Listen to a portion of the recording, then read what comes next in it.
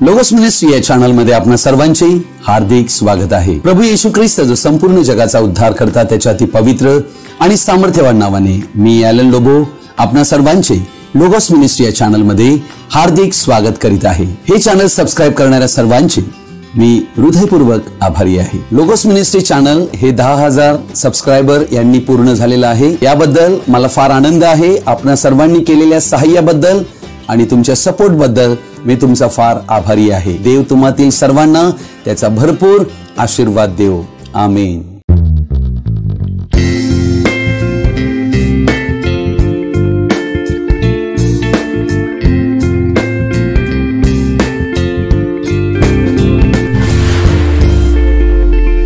आजचा हा संदेश जर तुम्ही पहिल्यांदाच पाहत असाल आणि हा संदेश जर तुम्हाला आवडला तर कृपया माझी विनंती आहे, हा संदेश तुम्ही लाईक करावा, इतरांना तुम्ही शेअर करावा आणि अशा प्रकारचे आमचे नवीन येणारे संदेश तुम्हाला कायम मिळण्यासाठी कृपया तुम्ही बेल रिंग प्रेस करावे। Thank you and God bless you. आज आम्ही एका महत्त्वाच्या विषयाकडे आमचं लक्ष लावणार आहोत आणि त्या विषयाला मी शीर्षक देऊ इच्छितो, देवाच्या वचनाचे ध्यान करणे, मनन चिंतन करणे। प्रियजन हो, आध्यात्मिक जीवन जगत असताना आमच्या जीवनामध्ये मनन आणि चिंतन हा अतिशय महत्त्वाचा भाग आहे आम्हा ख्रिस्ती व्यक्तींसाठी। अर्थात ध्यान करणे, मनन चिंतन करणे यांतून आम्हाला काय फायदा होतो, त्यामुळे आमच्या जीवनात त्याचे महत्त्व काय आहे हे आज आम्ही या विषयांतून समजून घेणार आहोत।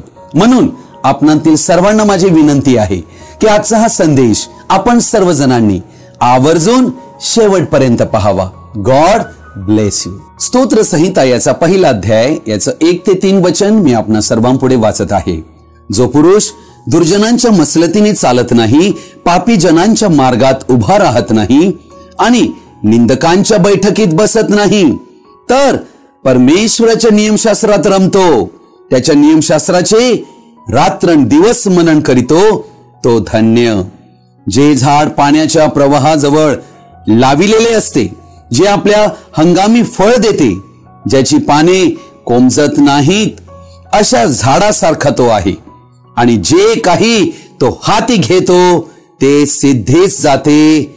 आमेन। प्रभू या वाचलेल्या त्याच्या अति पवित्र वचनावर आपला स्वर्गीय आशीर्वाद देव आम्हा सर्वांना या वचनांनी आशीर्वादित करो।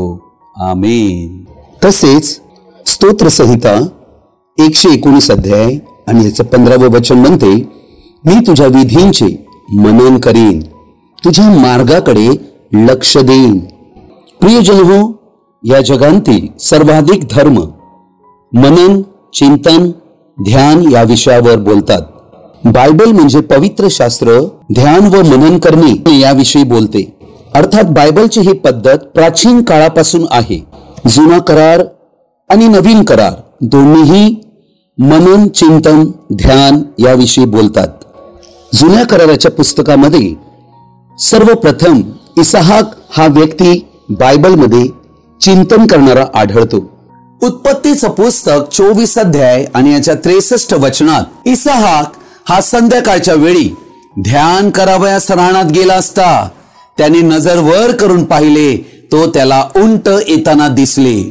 तो संध्याकाळच्या वेळी चिंतन करण्यासाठी ध्यान करण्यासाठी रानात गेला होता। अर्थात आम्हाला या ठिकाणी आढळत आहे रानामध्ये म्हणजे एकांतामध्ये अब्राहमाने आपला पुत्र इसहाक याला ध्यान करण्यास शिकविलेला आहे, ज्याला अब्राहमाने या गोष्टीची सवय लावलेली होती। ध्यान हे आमच्या ख्रिस्ती जीवनाचा एक महत्त्वाचा अविभाज्य भाग आहे। या दैवी ध्यानाद्वारे अद्भुत दैवी रिझल्ट्स मिळतात। ध्यान करणे कधीही फुकट जात नाही। तिमोथेला पहिले पत्र याचा 4 अध्याय 15 आणि 16 वचन मी आपणापुढे वाचत आहे। तुझी प्रगती सर्वांस दिसून यावी म्हणून तू या गोष्टींचा अभ्यास ठेव, म्हणजे मनन कर, त्यात घडून जा, आत्माकडे व आपल्या शिक्षणाकडे नीट लक्ष ठेव, त्यातच टिकून राहा, कारण असे केल्याने तू स्वतःचे व तुझे ऐकणाऱ्यांचेही तारण साधशील। प्रियजन हो, या ठिकाणी प्रगती हा शब्द आढळत आहे व प्रगती हाच पुरावा आहे ध्यान करण्याचा, अर्थात त्यामुळेच यश प्राप्ती होते.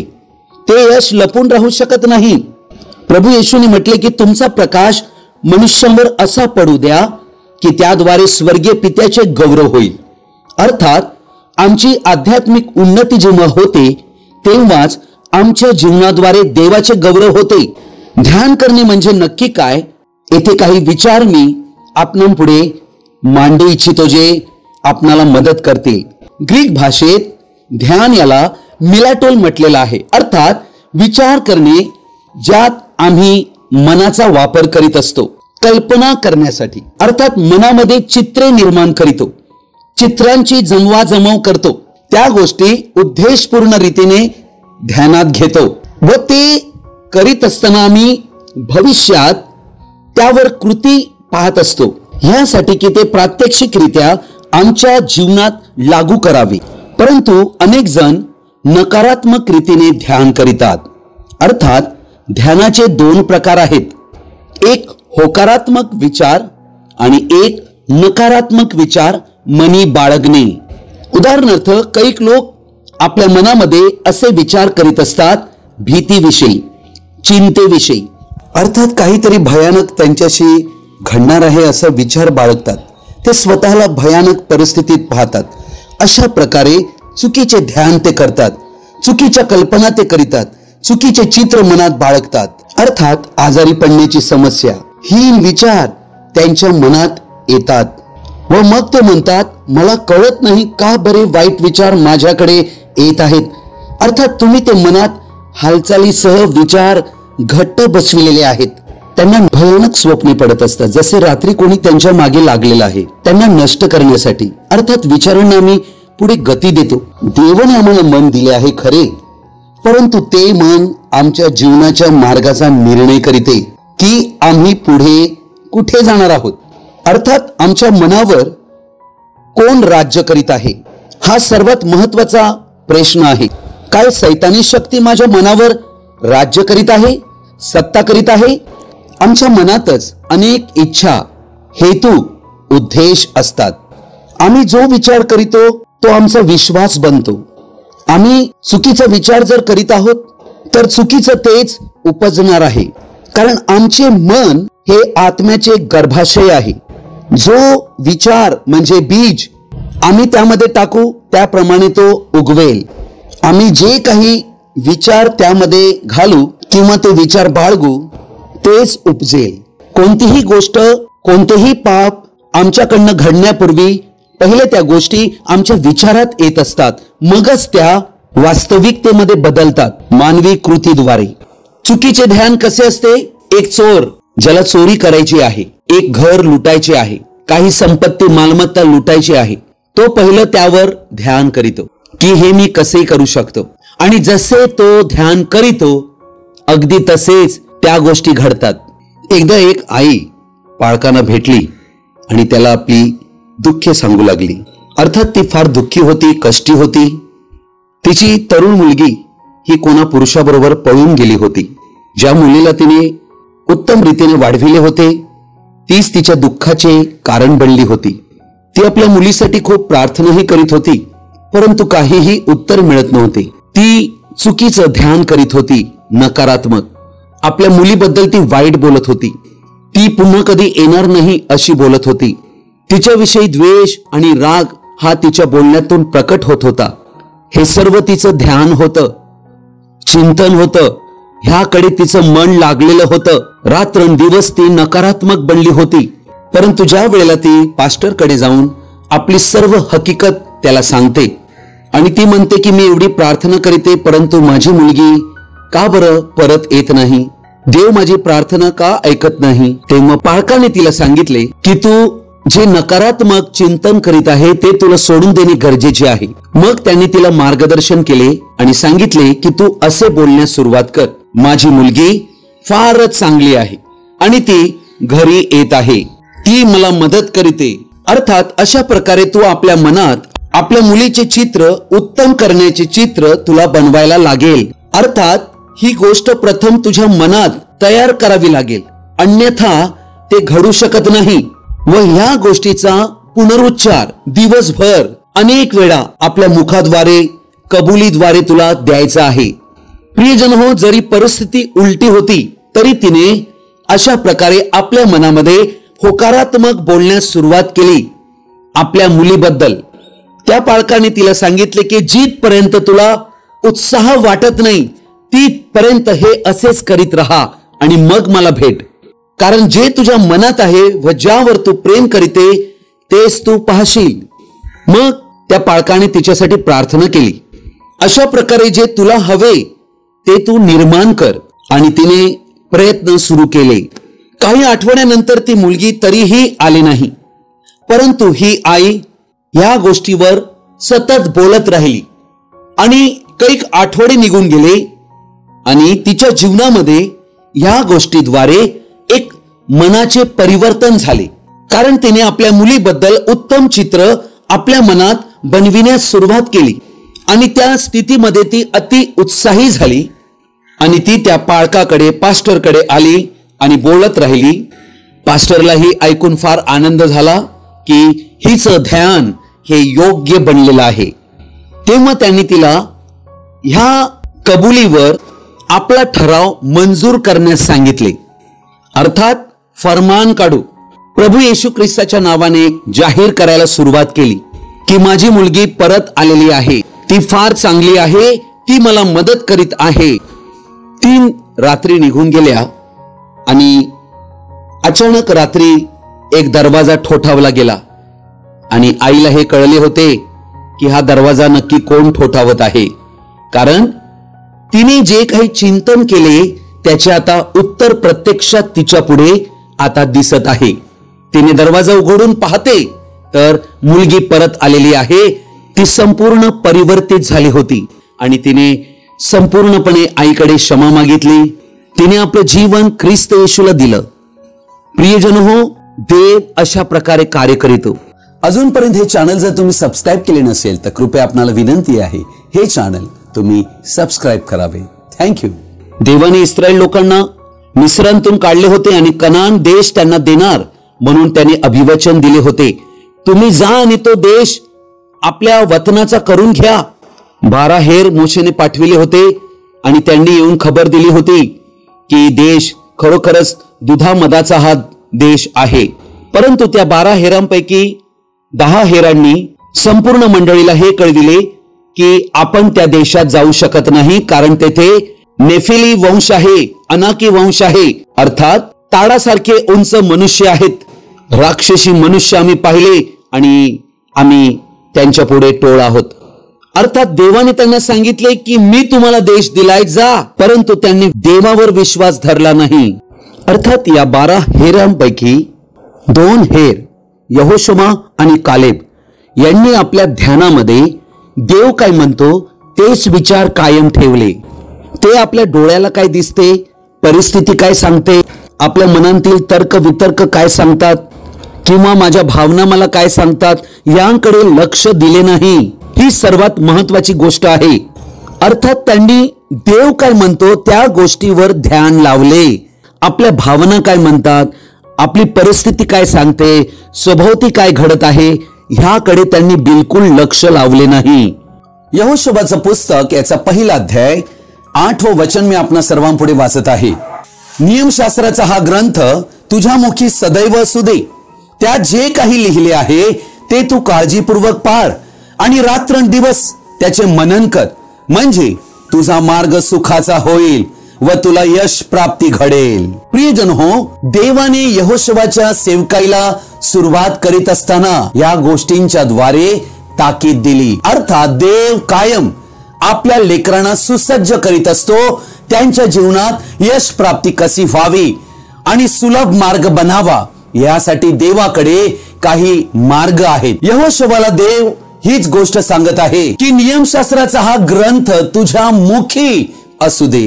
मुखी असू दे याचा अर्थ आम्ही एका वचनात पाहतो, जे तुमच्या अंतकरणात आहे तेच मुखावाटे बाहेर येते. अर्थात देवाचे वचन जर आमच्या हृदयामध्ये अंतकरणामध्ये साठलेलं असेल तर तेच बाहेर येईल. यहोशुआला देवाचं वचन म्हणते ते वचन तुझ्या मुखात हवे. याचा अर्थ त्याविषयी बोलत जा, ते वचन बोलण्यास थांबू नका. ते देवाचे वचन तुझ्या मुखांतून जाऊ देऊ नकोस. देवाची वचने आपल्या मुखात असलीच पाहिजे. तर त्याचे रात्रंदिवस मनन कर, म्हणजे ध्यान कर जे त्यात लिहिले आहे त्यावर. मग तुझा मार्ग सफल यश प्राप्तीचा घडेल. ही आमची जिम्मेदारी आहे. मगच आम्ही आमचा मार्ग सफळ करू शकतो. समजले काय? देवाने ही जिम्मेदारी आम्हाला दिली आहे, जी आम्हाला मदत करते की मी जगावे. अर्थात देवाची इच्छा ही आहे की आमची जीवनशैली देवाचं वचन बोलण्याची हवी. आम्ही वचन बोललं पाहिजे. आमच्या मुखावर देवाचं वचन असलं पाहिजे. असे नाही की आपण पाहू काय घडते ते नाही. आम्हाला माहित आहे काय घडणार आहे, कारण त्याचे वचन हे आम्हाला अगोदरच सांगत आहे. काही लोक परिश्रम घेतील आणि म्हणतील पाहूया आपण काय घडते काय. अशा प्रकारे देव बोलतच नसतो. या जगाकडे पहा, बँक पहा, अनेक उद्योगधंदे, व्यापार, अर्थशास्त्र, या सगळ्या गोष्टींकडे पहा. त्या व्यवस्थित चालत आहेत, कारण त्यासाठी गोष्टी केल्या जातात. म्हणून आम्हालाही काही करणे आहे आणि ते अगोदरच पाहणे आहे की ते घडत आहे. अर्थात आम्हाला सुरुवात करण्यापूर्वी माहीत हवे की काय घडेल. अब्राहमाने अगोदरच पाहिले. अब्राहमाने पाहिले काय होईल सुरुवात करण्यापूर्वी. अब्राहमाला देवाने म्हटले, तुझे डोळे जिथपर्यंत पाहत आहेत ते मी तुला दिले आहे. यहोशुवानेही पाहिले काय होईल सुरुवात करण्यापूर्वीच. अगदी मोशेनेही तसेच पाहिले काय होईल सुरुवात करण्यापूर्वी. दाविदानेही पाहिले काय होईल सुरुवात करण्यापूर्वीच. कनानात विजयासाठी जाण्यापूर्वी देवाने मोशेला म्हटले, ही भूमी मी तुला दिली आहे. म्हणून देव प्रथम आम्हाला दाखवितो ते आम्ही पकडून ठेवले पाहिजे. असे म्हणू नका की आम्ही हे करण्यात चाललेलो आहोत व पाहू काय होते. वचन म्हणते ते आम्ही पाहिलं पाहिजे. त्याचा एंड रिझल्ट आम्हाला दिसला पाहिजे. यहोशुवाला असं दिसत आहे हे सर्व माझ्या पुढे आडवे पडत आहेत, कारण देवाच्या वचनात त्याला जे दिले आहे ते त्याने स्वीकारले आहे की त्याच्या पुढे कोणाचाही टिकाव लागणार नाही. हीच गोष्ट त्याने त्याच्या मुखात ठेवली. हीच गोष्ट तो सतत बोलत गेला. कारण जेव्हा आम्ही त्याविषयी सतत बोलतो तेव्हा ध्यानाद्वारे ते वचन आणि आम्ही एक होतो. तेव्हा ते आमच्यासाठी क्रिएटिव्ह पॉवर बनते. उत्पन्न करण्याचे सामर्थ्य त्यांतून निर्माण होते. आणि आम्ही जर पुढे पाहू तर आम्हाला हे कळेल की यहोशुवा आणि कालेब विजयी झालेले आहेत. आणि कालेब, यहोशुवा 2 हेर बाकीच्या विश्वासणाऱ्यांबरोबर कनान देशात गेले. अनाकी आणि नेफिली वंश यांना आडवे करण्यात आले. देवाने जसे म्हटले त्याप्रमाणे त्यांनी ध्यान केल्यामुळे त्यांना त्याचे प्रतिफळ ही मिळाले. बाकीचे 10 हेर आणि इतर सर्व इस्रायलांनी ज्यांनी देवावर अविश्वास केला ते नाश पावले. ध्यानाचा काय काय परिणाम आहे हे आम्हाला यावरून आढळते. प्रियजन हो, येथे आम्ही विचार काय करीत आहोत? लक्षात घ्या, देवाचे वचन आम्ही आमच्यात कसे ठेवलेले आहे, आम्ही आमचे ध्यान कुठे लावलेले आहे, तीच गोष्ट आम्हाला मिळेल. उलट 10 हेर होते, त्यांनी आपले ध्यान ते ताडासारखे नफिली वंशज, अनाकी वंशज कसे आम्हाला मारतील ह्याकडे लावले. त्यांना या गोष्टी चिंताजनक वाटल्या. त्यांचे ध्यान चिंताजनक आणि संशयाने भरलेले होते. प्रियजन हो, आम्हाला यावरून कळत आहे हे सर्व विश्वासी लोक होते, परंतु यांचे ध्यान वेगवेगळे होते. म्हणून या 10 हेरांनी संपूर्ण मंडळीला हे पसरवून टाकले की आपण त्या देशात जाऊ शकत नाही, कारण ते फार धिप्पाड मनुष्य आहेत आणि आम्ही स्वतःला त्यांच्या पुढे टोळासारखे पाहिले, त्यांच्या दृष्टीने पण आणि आमच्याही दृष्टीने पण. प्रियजन हो, ते देवाची दृष्टी विसरून गेले. देव त्यांना म्हणत होता, मी तुम्हाला देश दिलाय. देव ते सर्व करणार होता, परंतु त्यांचे ध्यान त्यांना फसवित होते. त्यांच्या ध्यानात सर्व नकारात्मक गोष्टी त्यांनी आणल्या होत्या. गणना 14 अध्याय जर पाहाल, संपूर्ण मंडळीवर या ध्यानाचा विपरीत परिणाम झालेला आहे. सर्व मंडळी नकारात्मक झालेली आहे. ते रडू लागलेले आहेत. अर्थात त्यांना त्यांचे भवितव्य असं दिसत आहे की देव आम्हाला ठार मारण्यासाठी या ठिकाणी रानात घेऊन आलेला आहे आणि नेफिली वंश, मोठे ताडासारखी माणसं आम्हाला पाडत आहेत, मारत आहेत. पहा चुकीचं ध्यान. प्रियजन हो, पहा, हे देव करीत नव्हता, हे मनुष्य आपल्या विचारात काय आणतोय त्याप्रमाणे घडत होतं. रोमकरसपत्र 8 अध्याय याच्या 5 वचनापासून, कारण जे देह स्वभावाचे आहेत ते दैहिक गोष्टींकडे चित्त लावतात आणि जे आध्यात्मिक मार्गानुसारी आहेत ते आध्यात्मिक गोष्टींकडे चित्त लावतात. कारण देह स्वभावाचे चिंतन हे मरण, पण आत्म्याचे चिंतन हे जीवन व शांती आहे. कारण देह स्वभावाचे चिंतन हे देवाबरोबर वैर आहे, ते देवाच्या नियमशास्त्राच्या अधीन नाही आणि त्याला तसे होता येत नाही. जे देहाच्या अधीन आहेत त्यांना देवाला प्रसन्न करता येत नाही. अर्थात या वचनात आम्हाला काय कळते? मनुष्याचे मन याचे परमेश्वराशी शत्रुत्व आहे. आमच्या आध्यात्मिक परिवर्तनाची सुरुवात मन परिवर्तनाद्वारे होते. आमच्या मनाचे नवीकरण होणं अतिशय आवश्यक आहे. आम्हाला ख्रिस्ताचं मन प्राप्त होणं गरजेचे आहे. आम्ही आमच्या जीवनातून चुकीचे ध्यान करणे पूर्णतः सोडून दिले पाहिजे व त्यासाठी एक आध्यात्मिक शक्ती प्रार्थनेच्या द्वारे देवाकडून मनुष्याला देण्यात येते. त्यासाठी सर्वप्रथम त्या जिवंत देवाला आम्हाला वेळ देणे गरजेचे आहे. येथेच ध्यानाला सुरुवात होत असते. कारण आमचे मन विश्व निर्माण करता प्रभू येशू ख्रिस्त ह्याकडे लागते. म्हणूनच ख्रिस्त येशू आम्हाला त्याचे मन देऊ इच्छितो. जेव्हा आम्हाला प्रभू येशूचे मन मिळते तेव्हा विचार करण्याची आमची पद्धत, कल्पना हे सर्व बदलून जाते. येथेच आमच्या चारित्र्याचा बदल आहे. तेव्हा आम्ही परमेश्वर केंद्रित जीवन जगू लागतो, परमेश्वर केंद्रित व्यक्ती बनतो. तेव्हा आम्हाला समजते काय करायला नको आणि काय करायला हवे. ह्यामुळे आमचा स्वभाव, आमचं वर्तन बदलून जाते. प्रियजनो, आम्ही शरीरही आहोत आणि आत्माही आहोत. आमचं शारीरिक अयन ज्यामध्ये आम्ही सर्व भौतिक गोष्टी पाहतो, परंतु एक आत्म्याचेही अयम आहे ज्याविषयी आम्हाला माहीत असणे आवश्यक आहे. आम्ही आत्म्याच्या अयमांतून शारीरिक अयमात जगत असतो. या आत्म्याच्या अयमांतूनच आमच्या मनात विचार येत असतात. अर्थात हे विचार देव टाकीत नाही की हे घे, हे फक्त तुझ्यासाठी, ह्यावर तुझं नाव लिहिलेलं आहे.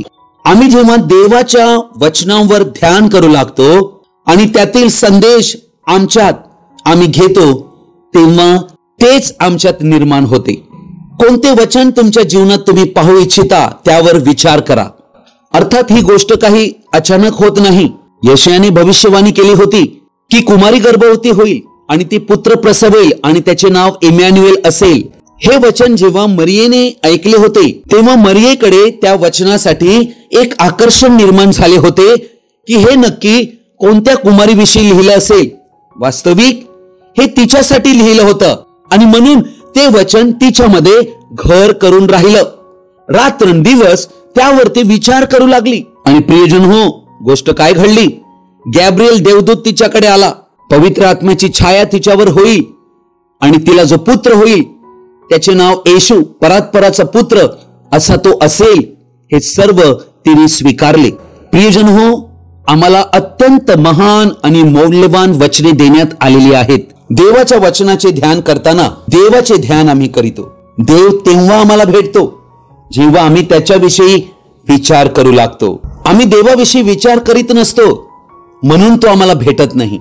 कारण आम्ही या जगातील भौतिक गोष्टी ज्या डोळ्यांनी पाहतो त्याकडेच आमचं ध्यान लागलेलं असते. त्या सर्व गोष्टी नश्वर आहेत. परंतु आम्ही अशा अविनाशी देवाकडे, अविनाशी शब्दाकडे जर आम्ही आमची दृष्टी, ध्यान लावू, आमचे मन त्याच्या वचनात गुंतवू तर आम्ही जिवंत देवाशी जोडले जाऊ. अर्थात हे ध्यान करताना आमचे आयामच बदलून जाते. देवाच्या वचनाचा जो भाग आहे हा देवाचा विचार आहे. हा तुम्ही आणि आम्ही आमच्या विचारात घेतला पाहिजे आणि त्यावर आम्ही चघळलं पाहिजे. एवढा चघळलं पाहिजे की त्यांतून उत्तम कल्पना जिथपर्यंत येत नाही तिथपर्यंत चघळलं पाहिजे. कारण ह्यामध्येच दैवी प्रेरणा आहे. मनन चिंतनाच्या मार्गातच दैवी प्रेरणा मिळते. देवाच्या वचनाचा, सत्याचा उलगडा होतो. दैवी प्रगटीकरण प्राप्त होते. विश्वासाची स्थापना, विश्वासाचं सामर्थ्य या ध्यानामध्येच आम्हाला प्राप्त होते. अर्थात आमचे संपूर्ण परिवर्तन ध्यान केल्याने होते. प्रियजनो, आमचे मन काही नितळ नसते. पुष्कळ संघर्ष आमच्या मनात चालू असतो, रात्र असो की दिवस असो. वचन काय म्हणते? 2 कोरिंथ 10:3-5 वचन मी वाचत आहे. कारण आम्ही देहात चालणारे असूनही आम्ही देह स्वभावाप्रमाणे युद्ध करीत नसतो. कारण आमच्या युद्धाची शस्त्रे दैहिक नाहीत, तर तटबंदी जमीनदोस्त करण्यास ती देवाच्या दृष्टीने समर्थ आहेत. तर्क वितर्क व देवविषयक ज्ञानाविरुद्ध उंच उभारलेले असे सर्व काही पाडून टाकून आम्ही प्रत्येक कल्पना अंकित करून तिला ख्रिस्तापुढे मान वाकविण्यास लावतो. पहा हे युद्ध कसं आहे. आम्ही सर्व देहात आहोत. आम्ही तरीही देह स्वभावाप्रमाणे युद्ध करता कामा नये.